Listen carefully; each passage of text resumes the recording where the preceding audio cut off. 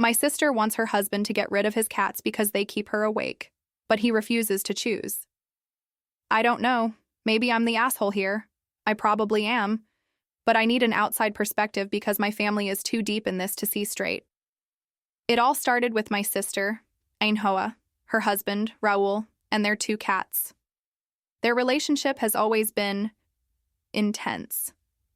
The kind of passionate, all-consuming love you see in movies, where they either want to kiss each other or kill each other, sometimes in the same 5 minutes.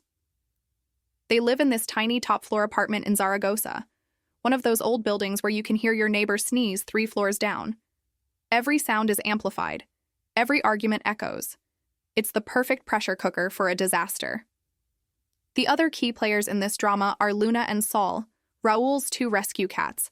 And I need you to understand, these aren't just pets. They are his lifeline. A few years before he met Ainhoa, Raul went through a bout of depression so deep I was genuinely terrified we were going to lose him. He adopted them during that time. 2 scrawny, terrified little things from the local shelter. They saved him. I'm not being dramatic. I once went to his old apartment to check on him and found him hyperventilating on the floor, a full-blown panic attack. I didn't know what to do.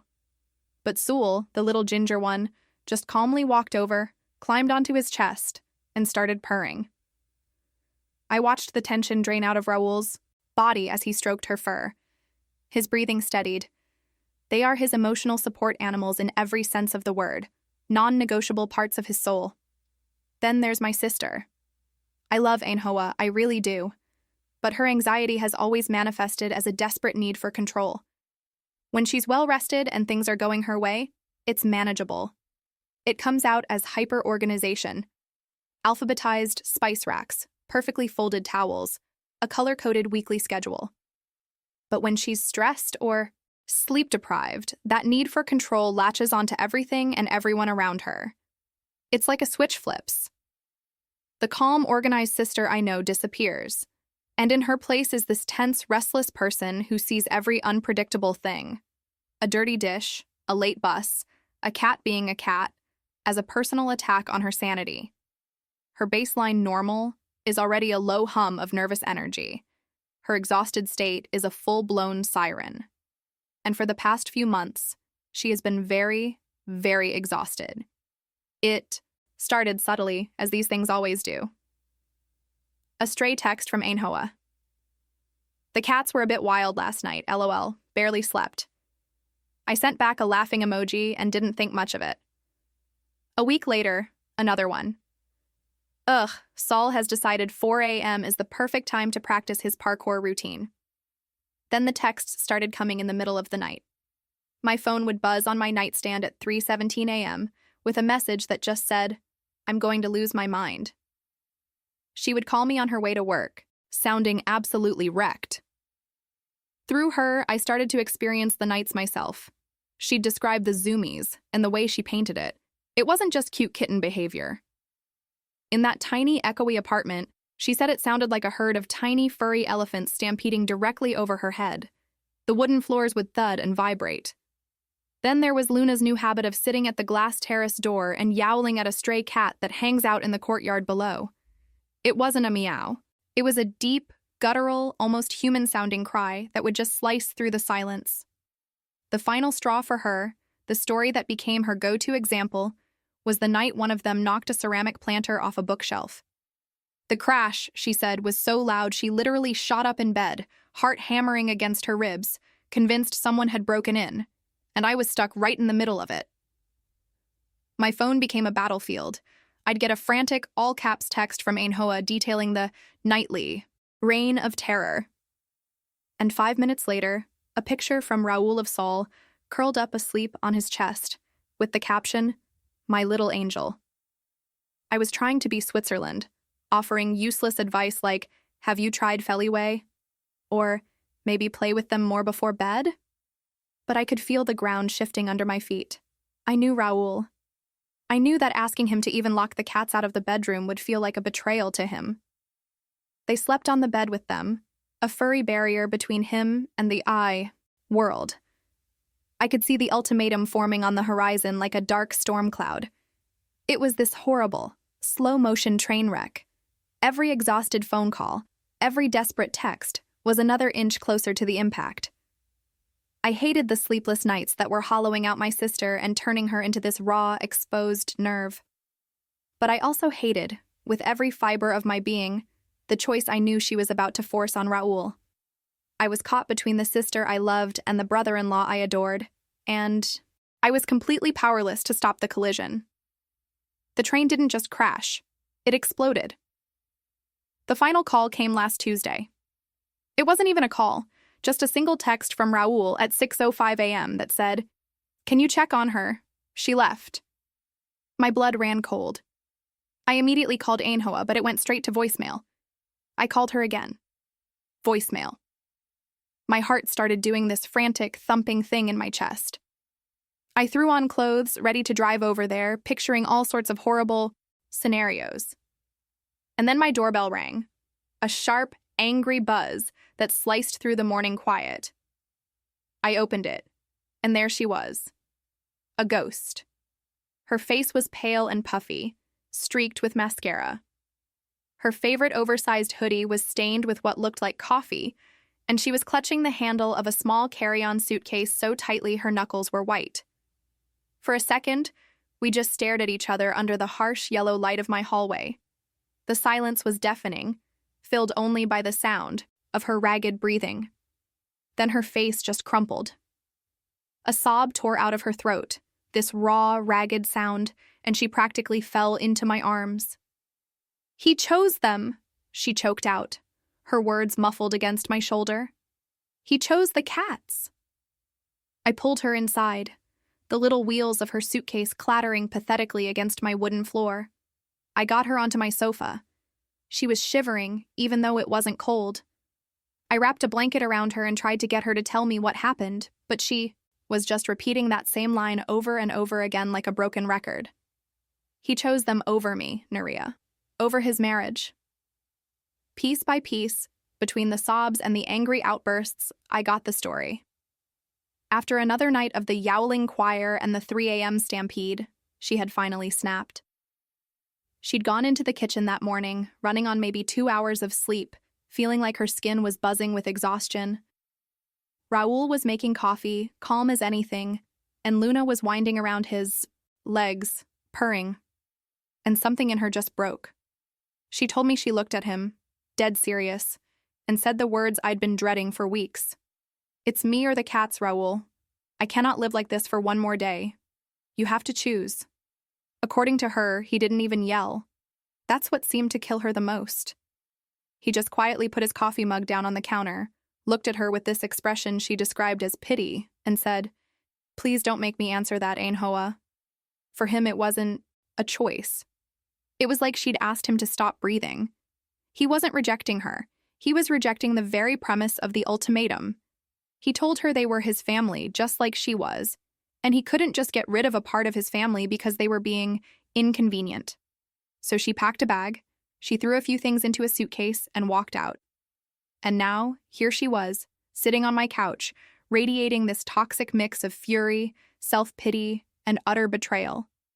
The war had officially moved from their apartment to mine. The problem wasn't a hypothetical storm cloud anymore. It was crying in my living room, and I had to figure out what the hell I was going to do about it. I was trying, I really was. I was rubbing her back, making her chamomile tea she wasn't drinking, saying all the stupid, placating things you say. "He's just stressed. He didn't mean it like that. You're both just exhausted." I was in full-on supportive sister mode, burying my own frustration because she was clearly in pain. I was ready to let her stay for a few days, let things cool off, maybe mediate a call between them. I was on her side, or at least I was trying to be. And then she said it. She took a shaky sip of tea, her eyes hard and glinting with a kind of bitter resolve. She looked at me and said, her voice chillingly calm, "It's fine. If he won't get rid of them, I'll do it myself. I'll just wait until he's at work one day and take them to the shelter. It'll be better for everyone." Something inside me went cold. It wasn't a gradual shift. It was like a breaker flipped in my brain, plunging all my sympathy into darkness. All I could see was an image of Luna and Sol, those two sweet, anxious little souls who saved Raoul's life, being shoved into a cage. I pictured their confusion, their terror. These weren't just cats she was talking about abandoning. They were living, breathing antidepressants. They were the furry little anchors that had kept Raoul tethered to this world when he was ready to drift away. And she was talking about throwing them away like a broken appliance because they were inconvenient. The monster wasn't the lack of sleep. The monster was that sentence. My entire demeanor changed. The comforting sister disappeared, and something else took her place. Something colder, more clinical. A surge of protective fury washed over me, so strong it almost made me dizzy. She wanted to wage a war? Fine. But I was going to arm myself with facts, not just feelings. Her whole argument was built on the idea that the cats were the sole source of chaos. I decided, in that split second, that I was going to scientifically and methodically dismantle that argument piece by piece. This wasn't about helping anymore. This was about proving her wrong. The plan downloaded into my brain almost fully formed. "Okay," I said, my voice suddenly level. Ainhoa looked up, surprised by my change in tone. "Okay, we're going to treat this like an experiment." I started pacing my living room, the idea solidifying with every step. My friend Marta has one of those high-tech baby monitors. It tracks decibel levels. It even records audio clips when the sound goes above a certain threshold. "I'm going to borrow it. We're going to set it up in your bedroom for a few nights." Her face was a mixture of confusion and annoyance. I didn't let her interrupt. "Second," I continued, holding up 2 fingers, "we're creating sleep logs. You, Raoul, you both get one. Every time you wake up, you write down the time and the exact reason. Cat meowing, cat knocking something over, neighbor's dog barking. Everything. No vague complaints, just data." I was on a roll now. "Third, I'm booking a virtual consultation with a feline behaviorist. I'll send them the logs, the audio clips from the monitor, and videos of the apartment layout. We get an expert opinion, a neutral third party." I stopped pacing and looked right at her. This was the final piece. "And for one night, you're going to stay here, in my guest room where it's dead quiet. Raoul will stay at the apartment alone with the cats and the monitor running. We get a control night. We see what happens when your presence is removed from the equation." This wasn't a plan to save her marriage. It was an evidence-gathering mission. It was an autopsy of her complaint. I was going to put her exhaustion under a microscope and find the real pathogen. The threat she'd made had turned this from a family drama into something personal. You don't threaten the well-being of 2 innocent animals, especially those 2 animals, and expect me to just offer you tea and sympathy. She had just declared war on my brother-in-law's support system, and I was going to be his goddamn general. The silence that followed my little speech was heavy enough to suffocate. Ainhoa just stared at me, her mouth slightly open. The confused, hurt expression on her face slowly hardened, the tears drying up and being replaced by a glacial fury. She set the mug of tea down on my coffee table with a sharp clack that made me flinch. "Are you serious?" she whispered, her voice dangerously quiet. When I just looked at her, holding my ground, she exploded. "Are you actually serious? I come to you, my sister, because my marriage is falling apart, because I haven't slept in months, and you give me a science project? You want me to fill out logs?" She practically spat the word out. Her voice started rising, cracking with disbelief and rage. "Whose side are you even on, Nerea? I just told you he chose his cats over me, and you immediately jumped to defending them. It's always been like this. You've always liked him more than you like me." "That's not true, and it's not fair," I said, trying to keep my voice steady, but my heart was hammering. This was what I'd been afraid of. The fight wasn't about her and Raoul anymore. It was about her and me. "Isn't it?" she shot back, getting to her feet. She started pacing in the small space between the sofa and the TV, her movements jerky and agitated, just like one of the cats she was complaining about. "You're not listening to me. You don't get it. This isn't about data or decibels. This is about my husband telling me that 2 animals are more important than his wife's health. And you're standing there with your little plan, appointing yourself lead counsel for Team Whiskers. The accusation stung, mostly because it was half true. I was on their side, but I held firm. I'm on the side of not throwing 2 innocent animals into a shelter because you and your husband can't communicate, I snapped, my own voice rising to meet hers. You made a threat, Ainhoa. A horrible threat. This isn't about choosing sides. It's about finding out what the real problem is before you do something unforgivable. We were standing in the middle of my living room, yelling at each other. My sister, the person I was supposed to be comforting, was looking at me with pure hatred in her eyes.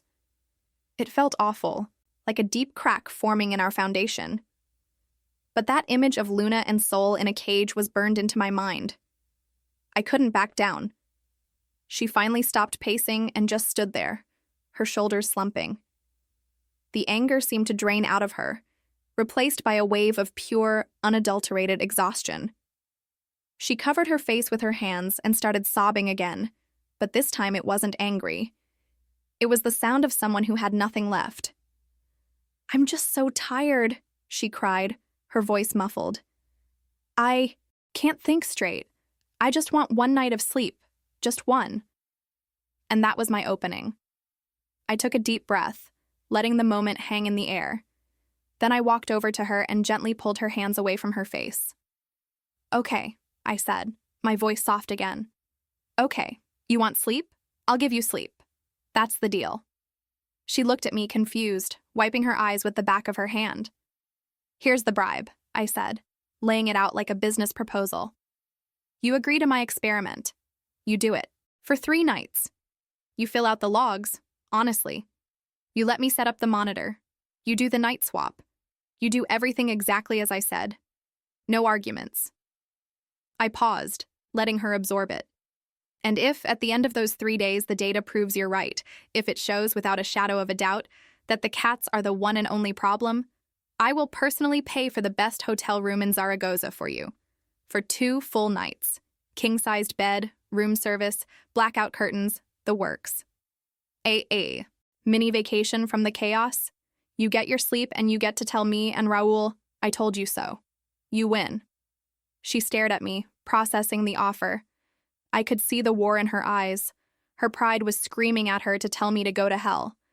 But the exhausted, sleep-deprived part of her, the part that was running her life right now, was practically salivating at the thought of a quiet hotel room. And if I'm right? She asked quietly, a flicker of her old defiance returning. What do I get if the data proves I'm the problem? I met her gaze. You don't get a hotel room, I said simply. You get to keep your husband and your cats, and you and I figure out a real solution together. The stakes were on the table. It was a gamble and a huge bribe, but it was the only card I had left to play. She stood there for what felt like an eternity, the silence stretching taut between us. Finally, she let out a long, shaky breath of defeat. Fine, she muttered, not looking at me. Fine, I'll do your stupid experiment.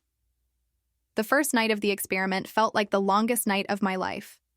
I had Marta's baby monitor app open on my phone, and I just laid in bed, staring at the little sound wave graph twitching in the dark.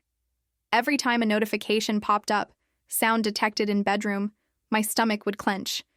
It felt so invasive, like I was a spy. I could hear everything. A cough from Raul, the rustle of sheets as Ainhoa turned over, the low purr of Sol, who must have been near the monitor. I felt this gross mix of anxiety and a grim, vindictive excitement. I wanted to be right. I needed to be right. The data started trickling in. The sleep logs were illuminating. Raul's was neat and sparse. 11:30 p.m. Went to sleep. 6 a.m. Woke up. Ainhoa's, on the other hand, was a mess of angry, scratchy handwriting. 12:45 a.m.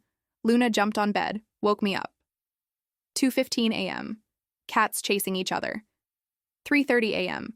Yowling at the door. It was a catalog of her misery, exactly what she'd been telling me. For a moment, my heart sank. What if she was right all along?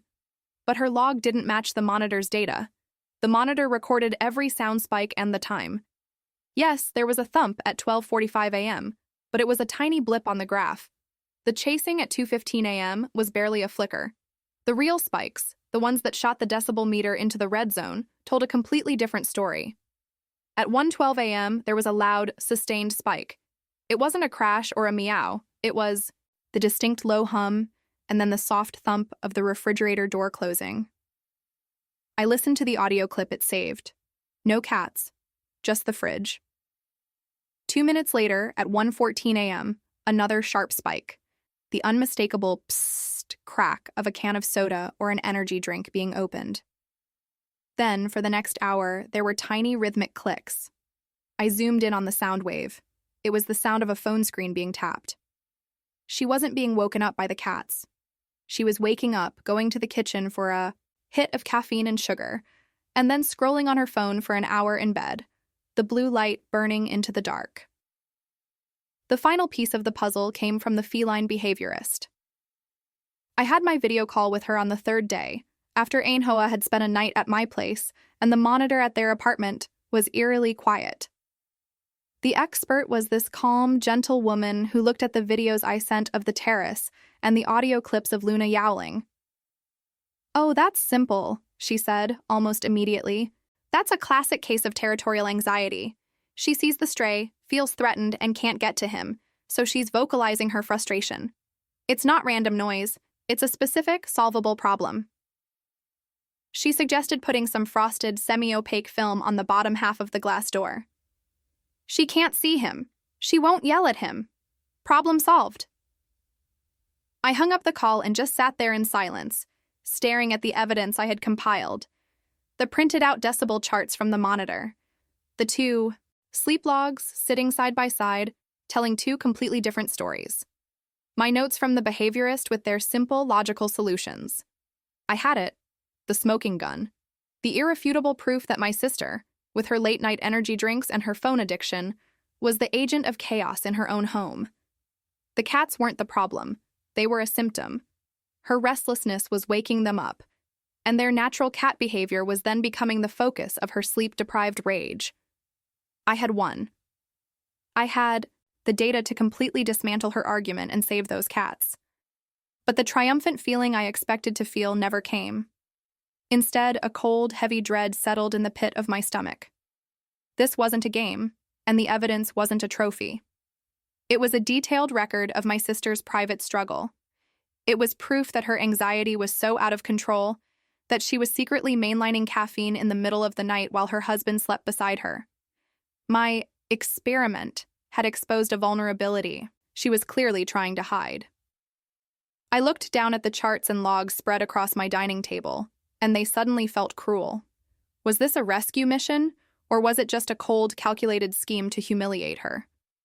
I had set out to prove her wrong, to get revenge for the threat she'd made. But was I really any better? Using data as a weapon against my own sister, who was so obviously spiraling and in pain. The line between being a problem solver and being a vindictive meddler had become terrifyingly blurry. I had my "I told you so" moment all wrapped up and ready to go, but I was suddenly terrified that deploying it would break something between us, far more important than a few sleepless nights. I didn't deploy it like a bomb. I couldn't. After sitting with that pile of evidence, the feeling of vindictive triumph had curdled into a kind of quiet shame. I called them both and just said, "Can we talk? At your place." When I arrived, the atmosphere was thick with a tense, fragile truce. Raoul gave me a small, grateful nod. My sister, my assail, wouldn't look me in the eye. It was like we were all holding our breath. We sat at their small kitchen table. In the background, through the open living room door, I could see Raoul. He wasn't sitting with us. He was already working. He had a roll of that frosted window film and was meticulously measuring and cutting a piece for the terrace door. The quiet snick of his utility knife was the only sound in the apartment. He was already implementing the solution before we'd even finished diagnosing the problem. I took a deep breath and laid the papers out between us on the table. I didn't slam them down. I slid them one by one. First, the side-by-side sleep logs. Then, the printed decibel charts, where I'd highlighted the biggest spikes in yellow. The sound of the refrigerator at 1:12 a.m., the fizz of the can, the hour of rhythmic tapping. I didn't say a word. I just let her look. I watched her face as she processed it. I saw her eyes flick from her own angry handwriting to the clinical, damning lines of the graph. I saw the moment of recognition, the dawning horror. The color drained from her face, leaving her looking pale and fragile under the kitchen light. Her defiant posture just collapsed. Her shoulders slumped, and she wrapped her arms around herself as if she were suddenly freezing cold. Finally, I slid the last piece of paper across. It was my neatly written summary of the behaviorist's recommendations, simple, actionable things. The window film, a dedicated 15-minute play session before bed, a puzzle feeder to keep them busy. Next to it, I placed a printout I'd found online about the effects of caffeine and blue light on REM sleep. Then I stood up, walked to their fridge, and opened it. Tucked behind the milk and vegetables was a 6-pack of energy drinks, the same brand I'd heard her open on the monitor. I took one out, the can cold and heavy in my hand, and placed it on the table next to the charts. It sat there like a murder weapon. I looked at my sister, my heart aching for her even as I did this. The data is pretty clear, I said, my voice barely a whisper. If anyone has to go, it's the energy drinks. That's what finally broke her. A single tear tracked down her cheek, then another. Her face crumpled, and she let out this sob that sounded like it had been held in for months. It wasn't a sob of anger or betrayal anymore. It was a sound of pure, gut-wrenching exhaustion and relief. Raul immediately stopped what he was doing and came over, kneeling by her chair and wrapping his arms around her as she cried into his shoulder. And it all came out. She admitted she'd been waking up on her own for months, her mind racing with anxiety, and the energy drinks were her secret crutch to get through the next day. She'd scroll on her phone to numb her brain, which woke the cats up, and then their noise would become this convenient, tangible thing she could blame for the misery her own anxiety was causing. The tension didn't just break, it dissolved. They agreed to everything. A no screens in the bedroom after 10 p.m. rule was established. The energy drinks went into the bin. Raul finished putting the film on the door, and that night, for the first time in months, the house was quiet. Ainhoa has an appointment for a sleep study next month, and they're talking again. Really talking. The cats are still there, purring on their laps. The marriage is intact. My plan, as cold and calculating as it was, actually worked. But I still feel like a complete asshole. I didn't just help. I exposed her. I used her husband and her own home against her to win an argument. I could have just been a supportive sister, but instead, I played detective and threw the evidence in her face. So Reddit, I have to know. Eita for creating an elaborate scheme to prove my sister was the problem instead of just staying out of her marriage?